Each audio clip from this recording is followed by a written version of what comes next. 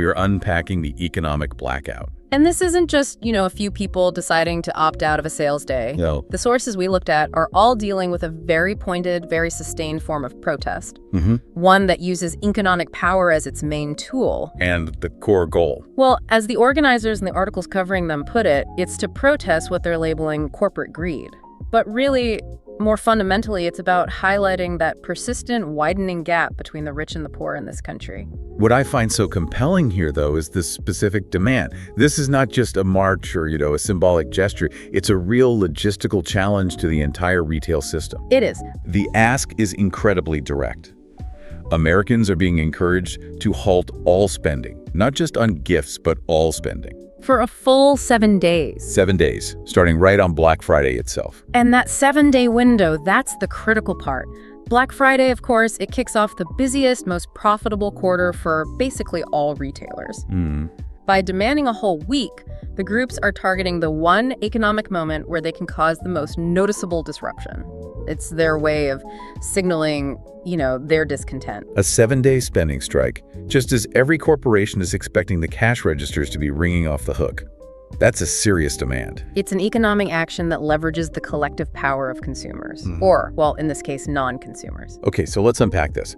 Who exactly are the architects of this movement, and why this specific critical moment in the retail calendar? Well, that's where the coalition aspect really comes into play, because this is not some centralized movement with one single leader. It's decentralized, a real grassroots effort. And our sources identify 3 key organizations that are sort of spearheading this push. The main names driving this are Blackout the System. Right. They focus heavily on racial and social justice through economic means. Then you have the People's Sick Day, which is all about labor rights and, corporate mistreatment. And the third one, American Opposition. They seem to have a broader focus on political reform, but using consumer action as their lever. What's fascinating here, and the sources really bring this out, is that this isn't just happening in a vacuum.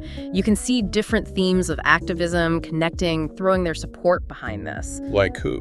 Well, the money out of politics movement is heavily involved, for instance.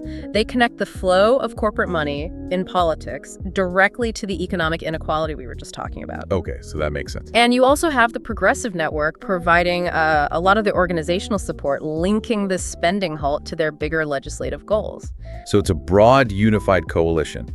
It's tying that traditional social justice work directly to calls for pure financial reform. Exactly. The mechanism is designed to be simple for people to join, but incredibly disruptive for the retailers. It's just a collective refusal to play the game. Right. To completely disrupt that usual holiday spending spree and send a message that corporations and political leaders just can't ignore. The idea is to force a national conversation by creating an economic signal so sharp that it can't be dismissed as a minor hiccup. And the sources do note that the movement is gaining some serious, verifiable momentum. The phrase they use is that the economic blackout list is getting longer every day. That traction is key. It implies that this deep dissatisfaction isn't just limited to a small activist group, right? It's bubbling up from the general population. People who feel increasingly squeezed by the current economy. So if those groups are the architects, we have to look at what's fueling it, the why behind it all. Absolutely. I mean, if you ask what the core motivation is, what gets a busy working family to stop all shopping for a full week right during the holidays, it's this profound sense of being abandoned. Left behind. Left behind, yeah. Our sources highlight that many Americans just feel deeply left behind by the current economic setup. And this isn't just a vague feeling. The sources trace it directly to corporate decision-making. There's this strong belief that corporations are prioritizing maximum shareholder returns above everything else. Above all else, profits over people, profits over fair wages, and definitely profits over the environment. And when you see these reports of record corporate profits right next to stories about how your own wages have been stagnant for years while executive bonuses are soaring, that's the fuel. It creates a kind of cognitive dissonance that drives people to act. Right, and you see this specifically when the sources talk about financial strain. The rising cost of living is just a crushing factor for so many. Oh, absolutely. Housing, food, healthcare. A lot of families are really struggling just to make ends meet. And when that's your reality, the sort of frenetic wastefulness of Black Friday, all that competitive consumption, it starts to feel not just irrelevant, but almost insulting. People are questioning why they should even participate, and instead they're looking to use their limited resources more wisely. Yeah, we saw a lot of commentary in the sources about that, Mm-hmm. about people planning to shift that saved money toward paying down debt or investing in small local businesses, Or just focusing on their own financial independence rather than, impulsive buying. which is a powerful shift. Mm-hmm. The biggest consumer holiday of the year is actually being used to promote personal financial health. But there's also a very clear political dimension to this, which the source material brings up again and again. And we should address this impartially, just as the sources present it. The critics, they argue that policies under previous administrations, especially things like the corporate tax cuts under the Trump administration, Mm-hmm. that they made income inequality worse by funneling wealth upwards instead of making sure everyone was participating in the economy. So for many people taking part, the blackout becomes a really tangible, potent way to voice that political discontent. It's a demand for big changes to economic policy, really, regardless of their party. It's an accessible form of protest. Totally. Not everyone can afford to take a day off work to go to a march or spend weeks lobbying Congress. But almost everyone can participate in this, just by deciding not to open their wallet for 7 days. It's using the universal language of money to communicate their grievances. So the grievances are loud and clear. But let's shift to the operational side.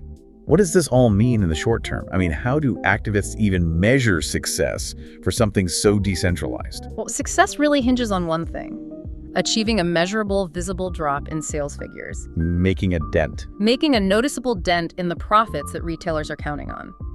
The sources suggest that if participation hits a certain critical mass, say 10 to 15% of usual holiday spending is diverted or just deferred. 10 to 15%. Yeah. That could genuinely impact the bottom lines of some major retailers. That's the hope, that it forces corporations to, at the very least, reconsider their practices in response to this pressure. Let me challenge that for a second, though, based on some of the counter-arguments we saw.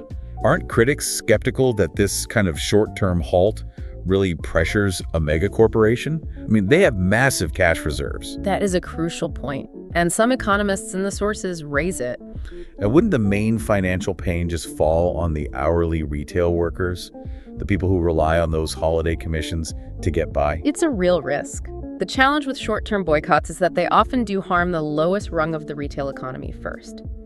But the organizers counter this. They argue their focus isn't just on the profit margin. It's about generating awareness. Massive, sustained awareness. So even if the financial hit isn't devastating, the goal of raising the public conversation is just as critical. They want to spark these widespread conversations about economic issues, hoping that leads to long-term systemic change that goes way beyond this 1 7-day window. Exactly. The sources really emphasize that the movement sees itself as generating social capital, conversation capital. Organizers repeatedly say that even if you don't participate, you can support the cause. Just by taking the time to educate yourself and your network about the issues, the wealth gap, corporate tax structures, the cost of living, Right. all the things driving the protest in the first place. It's like a giant public information campaign. And if we connect this to the bigger picture, this action really highlights the need for systemic change. It's not just about individuals changing their habits. It's a demand for large-scale policy shifts. What specific changes are the groups actually calling for, according to the sources? Well, the demands are broad, but they're focused on equity. Organizations like the Progressive Network, they're explicitly calling for several key policy changes.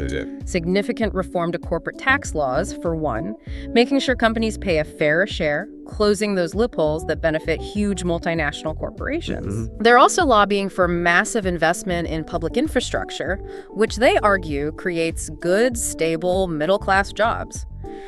And critically, there's a unified demand for an increase in the national minimum wage. Indexed to inflation, I assume. Indexed to inflation so that workers can actually afford the cost of living. That moves the conversation way beyond just not buying a new TV. It turns the protest into a political mandate. It does. And this really signals a turning point in broader consumer values. The sources suggest that people are actively questioning the whole idea of traditional consumerism, which has defined the holidays for so long. It's a profound shift. Consumers are increasingly asking these tough questions. Is this purchase ethically sourced? Is this company paying its workers a living wage? Is this corporation helping my community or just extracting resources from it? Exactly. People are looking for ways to create a more just and equitable society, and the sources really emphasize that this movement shows the inherent power of collective action, even if that action is just collective inaction. And that ties directly into corporate accountability, which is such a huge theme right now.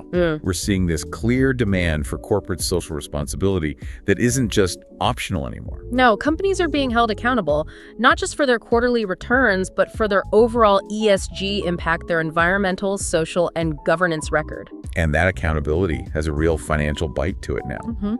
Consumers are demanding ethical and sustainable practices before they spend their money. And when the collective buying power of millions of people is suddenly pulled back, it forces corporations to see ethical behavior as a financial necessity, not just, a marketing opportunity. And the organizers plan to keep this up. That's what they say. They're focused on building a sustained movement that can deliver real, lasting change. Which fundamentally changes the whole dynamic of Black Friday. The idea that people would use the biggest consumer holiday of the year to actively promote debt reduction, and that's a radical redefinition of what the holiday even means. It is. This economic blackout is really just one sign of a much larger shift in values, where people are starting to prioritize social impact and equity over just accumulating more stuff. The sources are pretty clear that the organizers are looking toward a better economic future. And they're asking what needs to be done to get a fairer system for everyone, not just for the shareholders.